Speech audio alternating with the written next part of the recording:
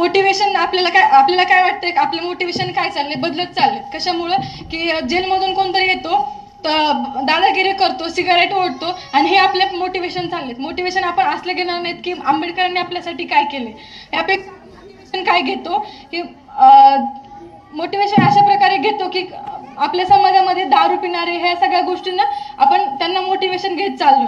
तर मला असं वाटतं की ह्या सगळ्या गोष्टींमध्ये पालकांचं आणि शिक्षकांचं कसं योगदान असलं पाहिजे की आपला मुलगा घरातून जेव्हा बाहेर पडतो, घरातून बाहेर पडल्यापासून तो कुठे जातो, कोणाशी बोलतो, कोणती संगत त्याला कशा प्रकारे संगत आहे, या सगळ्या गोष्टींचं लक्ष हे पालकांनी दिलं पाहिजे.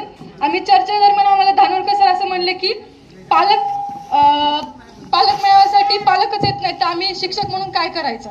तर मला तुम्हाला हे म्हणायचं की पालक म्हणून तुमची एक जबाबदारी आहे की आपला मुलगा कुठे जातो किंवा शाळेमध्ये काय करतो, त्याची प्रगती कुठपर्यंत होते हे तुम्ही बघणं तुमचं काम आहे.